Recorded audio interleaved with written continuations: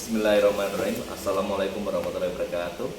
Waalaikumsalam warahmatullahi wabarakatuh. Saya Bayu Kurniawan, calon guru penggerak angkatan 10. Hari ini saya akan melakukan demonstrasi kontekstual modul 3.1 pengambil keputusan dari kepala sekolah. Dalam ini ada beberapa panduan yang akan saya gunakan untuk pertanyaan pada wawancara.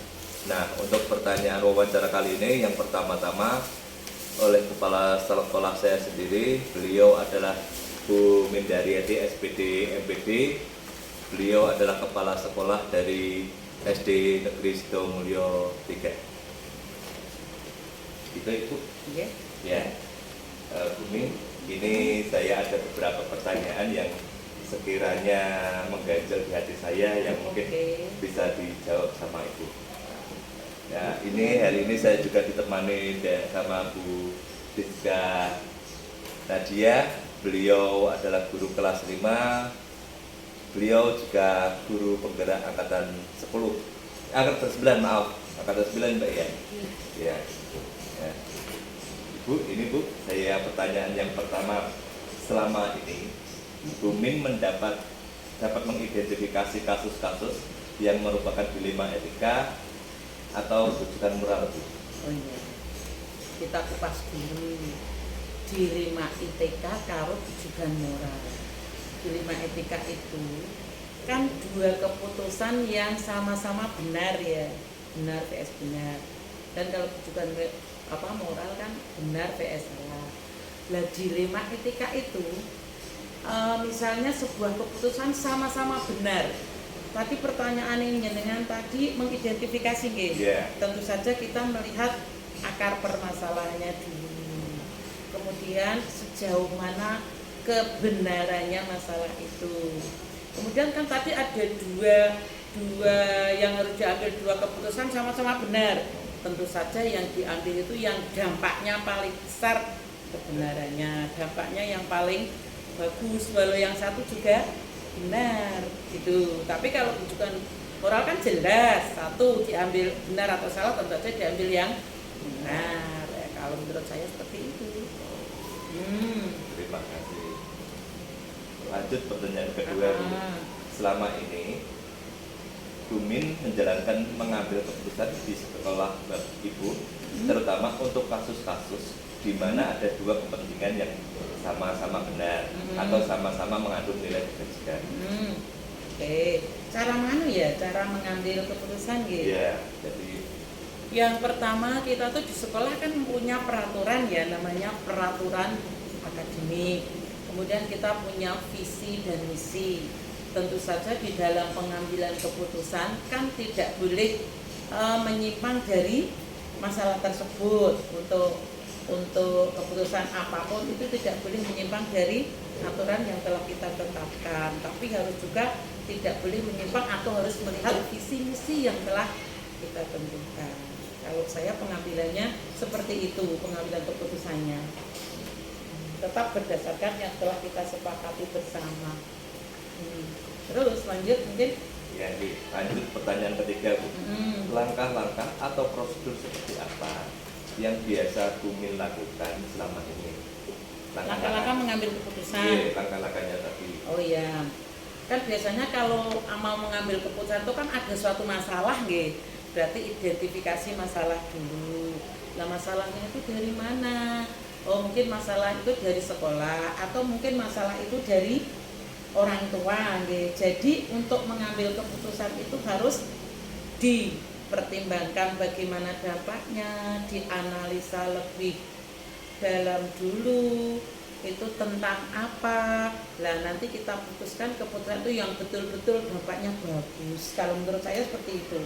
Tapi yang utama tetap harus identifikasi masalah dulu. Kemudian kalau kok tetap orang iso tidak bisa menyelesaikan, kita minta bantuan yang senior. Kalau dari masyarakat ya yang kompeten, mungkin dari masyarakat ya kita minta bantuan tokoh masyarakat dan lain sebagainya. Pak Bayu, kalau saya itu luar biasa sekali, Bu Min. Terus lanjut ini untuk pertanyaan selanjutnya, Bu. Ya, ini merupakan hal-hal apa saja yang selama ini merupakan tantangan dalam mengambil keputusan pada kasus-kasus dilema etika. Tantangannya ya Pak ya. Oke. Tantangannya dalam mengambil keputusan dilema etika. Kalau saya untuk mengambil keputusan yang tadi ya Pak ya, yang apa tadi pertanyaannya? Dalam pengambilan keputusan pada kasus-kasus dilema etika. Nek mengambil keputusan tentu saja paling penting kalau saya lewat musyawarah, musyawarah disertai pokoknya rasa kekeluargaannya tidak boleh hilang, karena di situ nanti akan menimbulkan atau akan menghasilkan keputusan-keputusan yang betul-betul kita kita sadari dan akan kita lakukan dengan sepenuh hati karena sudah didasari dengan musyawarah mufakat. Kalau saya itu lanjut Bu. Oh ya. Untuk pertanyaan ke-6 ini, apakah Bumi memiliki sebuah tata kelola atau jadwal tertentu dalam sebuah penyelesaian kasus dilema etika? Apakah Bumi sendiri langsung menyelesaikan masalah itu di tempat atau memiliki jadwal tersendiri dalam menyelesaikan masalah tersebut? Oh gitu. Itu ya tetap dilihat masalahnya ya Pak Bayu ya. Kalau masalah itu banyak besar masalahnya, tentu saja harus membuat jadwal toh, karena kan luas ya cakupannya. Tetapi kalau mudah, ringan, ya diselesaikan saat itu juga. Tapi kalau sulit, tentu saja ada jadwal, nanti ada juga minta bantuan yang kompeten seperti tadi. Kalau saya gitu, kalau masalah kecil, saya sama Pak Bayu masalahnya, Bu ini tidak bisa apa dikit langsung. Tapi masalahnya menyangkut hal-hal yang banyak, kayak kita tentukan jadwal. Seperti itu kalau saya. Luar biasa. Oh, yuk lanjut, masih banyak kan? Iya, ini kurang dua lagi Bu. Oh gitu ya. kurang dua lagi, jadi ayo. Buat ini terbuka aja biar kita santai. Apa, yuk. Ya. Adakah seseorang atau faktor-faktor apa yang selama ini mempermudah atau membantu Ibu Mindaryati dalam mengambil keputusan dalam kasus-kasus dilema etika? Wah, tentu saja ada. Tentu saja kita membutuhkan orang-orang yang senior. Contoh, dilema etika itu betul-betul benar dan benar. Tapi kok sulit, kita ngundang pengawas misalnya untuk membantu menyelesaikan, guru-guru yang senior misalnya.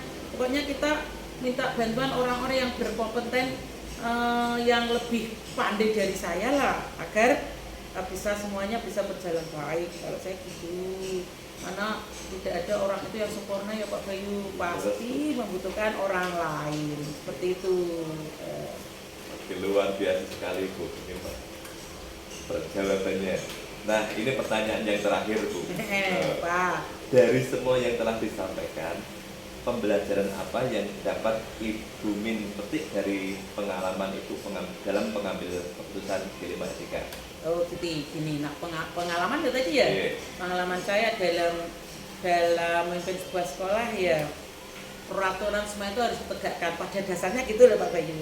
Semua peraturan itu harus ditegakkan. Contoh, kok terlambat terus, itu kan berarti ada teguran ya. Tetapi manusia itu kan punya rasa empati ya, punya rasa kemanusiaan. Jadi antara ini harus ditegakkan betul-betul peraturan yang telah kita sepakati, tapi di salah satu kita juga harus mempertimbangkan rasa empati atau rasa kemanusiaan. Jadi menurut saya kalau peraturan itu saklek 100%, kayaknya tidak gitu, karena ada berbagai rasa empati dan rasa kemanusiaan dalam berbagai kepentingan. Kalau saya seperti itu Pak Bayu, jadi enggak 100% saklek enggak bisa, itu pasti tidak bisa. Seperti itu kalau pengalaman saya. Ini dan luar biasa sekali Bu menjawab semua pertanyaan dari saya. Itu terima kasih Bu Min, terima kasih Bu Siska atas waktunya. Itu wawancara dari saya. Apabila ada tutur maupun perilaku saya yang kurang berkenan dengan Bapak Ibu, saya mohon maaf. Semoga bermanfaat ke depannya. Wassalamualaikum warahmatullahi wabarakatuh. Assalamualaikum warahmatullahi wabarakatuh.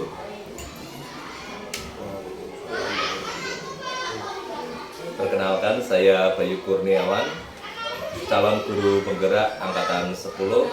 Hari ini saya akan membandingkan wawancara untuk dilema etika pada modul 3.1, di mana sekolah yang akan saya bandingkan adalah dari SD Susuan 01. Nah, beliau yang dipimpin langsung, beliau adalah Bapak Sumadi SPD. Beliau adalah kepala sekolah SD Negeri Susuan 1. Selamat siang, Pak. Ini ada beberapa pertanyaan menyangkut permasalahan yang biasa terjadi di sekolah, yaitu tentang pengambilan keputusan berbasis nilai-nilai kebajikan sebagai pemimpin. Ya. Yang pertama, untuk pertanyaan pertama Bapak, yang ingin saya tanyakan adalah bagaimana Bapak Sumadi mengidentifikasi kasus-kasus yang merupakan dilema etika atau rujukan moral yang selama ada di Susuan 1. Identifikasi kasus-kasus yang ada di SD Susuan 1 ya, kita telusuri dulu terkait permasalahan yang menyebabkan terjadinya beberapa kasus ya Pak. Oh, ditelusuri dulu ya Pak ya. Ya, apa yang menyebabkan Biasanya itu kejadiannya apa aja Pak kalau di sekolah? kalau di sekolah itu kaitannya dengan kedisiplinan dan bullying. Oh, disiplin sama bullying ya Pak ya. Disiplin. Dan misalkan tadi disiplinan dalam hal berpakaian ketika mengikuti kegiatan di sekolah, upacara itu ada beberapa anak yang sering tidak bisa tertib, itu kita tangani supaya dari waktu ke waktu itu bisa berkurang, supaya bisa semuanya disiplin seperti yang dibuat dalam aturan tersebut. Kalau masalah sebelumnya ini juga seringkali meskipun sudah sering diingatkan baik di kelas maupun ya ketika pada upacara-upacara di sini, tetapi pada kenyataannya memang masih banyak yang melakukan, sehingga tidak bisa satu kali dua kali peringatan. Tetap setiap saat kita peringatkan supaya ini tidak terjadi di sekolah. Berarti kan permasalahannya itu untuk kesiswaan, apakah ada permasalahannya Pak? Mungkin gurunya atau warga sekolah? Yang anak gurunya kurang ya. Oh, kekurangan guru ya Pak ya? Maksudnya kurang. Oh, maksudnya gurunya kurang. Kasus-kasus di Ya kan, guru, kasus-kasus yang ada di guru.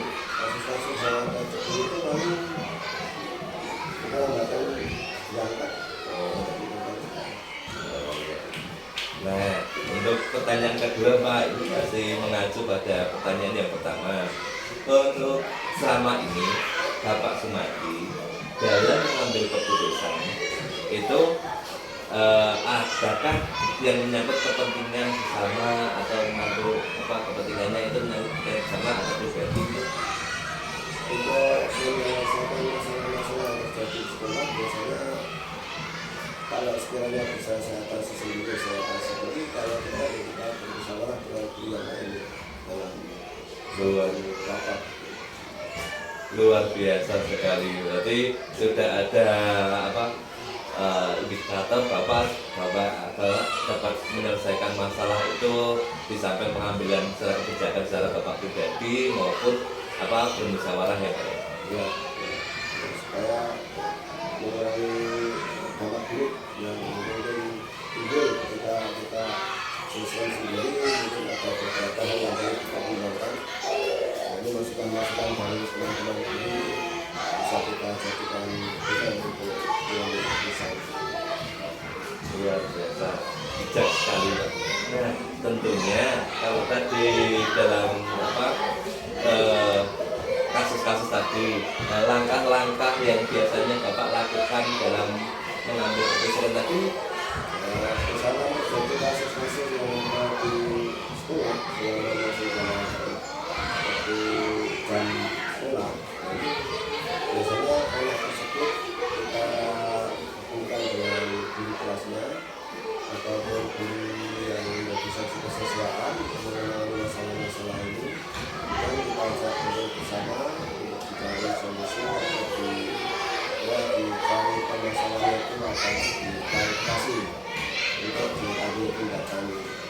berikutnya. Bagus sekali Pak, luar biasa sekali. Nah, untuk pertanyaan keempat Pak, nih Pak, yang Bapak Sumadi anggap efektif dalam mengambil keputusan, cara efektifnya bagaimana? Secara untuk mengambil keputusan yang secara efektif ya setelah kita mengetahui permasalahannya kita ambil keputusan itu. Langsung di tempat atau masih kayak tadi ada musyawarah tertentu? Nah, kalau misalnya masalahnya itu tidak terlalu berat, ya tidak perlu melibatkan pihak-pihak lain, ya langsung kita ambil Keputusan. keputusan. Lanjut. Kalau harus karena misalnya harus melibatkan pihak-pihak lain, ya kita tetap musyawarah terlebih dahulu, kita kumpul bersama untuk mencari solusi atau membahas masalah yang terjadi.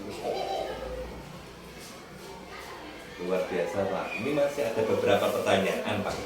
Nah, pertanyaan lanjutan ini tantangannya Pak. Ini berkaitan tadi kan Bapak sudah menyampaikan tentang keputusan bagaimana yang terjadi. Nah, ini tantangannya, apakah ada kesulitan waktu Bapak mengambil keputusan itu Pak? Untuk mengambil keputusan terhadap kasus-kasus yang ada di sekolah, setelah kita musyawarah ya nggak ada. Kemungkinan Tantangannya kita harus mengajukan pihak-pihak yang terlibat itu, karena harus membutuhkan waktu dan mungkin ya pembicaraan khusus ya. Harus ketemu dengan pihak-pihak yang berarti harus ketemu. tidak harus sekali waktu bisa langsung selesai. Oh, baik. Nah, pertanyaan lanjutan Pak. Nah, ini berhubungan tadi yang Bapak jawab. Ini berhubungan tentang apakah ada tempat atau jadwal khusus waktu Bapak terjadi permasalahan yang mungkin melibatkan banyak orang Pak. Oh, kalau untuk menangani kasus-kasus yang terjadi di sekolah, jadi kita harus menentukan waktu, kapan bisa kita ketemu, secepatnya kalau kita ya kita jadwalkan dalam waktu yang secepat mungkin. Oh, gitu Pak. Luar biasa. Ini tinggal 2 pertanyaan lagi Pak yang masih mengganjal buat pembanding saya. Nah, kan tadi udah waktu jadwal sudah ditentukan. Nah, mungkinkah Bapak melibatkan orang lain dalam mempermudah Bapak dalam mengambil keputusan itu Pak? Ya kita mengajak orang-orang yang terlibat tersebut, juga kita melibatkan guru-guru yang senior yang sekiranya bisa diajak untuk bicara dalam menyelesaikan masalah. Ya pendapat dari guru-guru yang ada di sekolah ini untuk kita tampung untuk bisa menyelesaikan masalah. Oke, luar biasa. Nah, tentunya sebenarnya tadi itu Bapak sudah menjawab semua komponen yang ingin saya tanyakan Pak. Nah, ini untuk endingnya Pak, pertanyaan terakhir. Nah, ini dari permasalahan tersebut tentunya Bapak akan menikmati hasilnya. Nah, dari pembelajaran yang Bapak Sumadi dapat setelah menyelesaikan masalah itu gitu. Pembelajaran Ya, perasaannya Bapak mungkin oh ya, kita ketika menghadapi suatu permasalahan dan kita bisa mengambil kesimpulan keputusan itu kita rasanya senang, dan harapannya anak-anak atau guru yang mengalami masalah tersebut bisa memperbaiki kesalahannya. luar biasa sekali Pak Sumadi. Terima kasih atas waktu dan tempat yang Bapak luangkan untuk saya.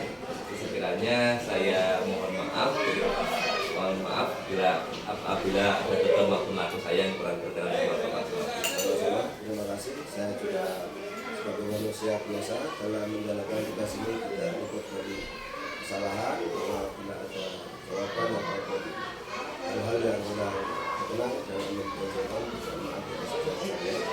Mudah-mudahan barang ini bisa diterima. Iya, terima kasih.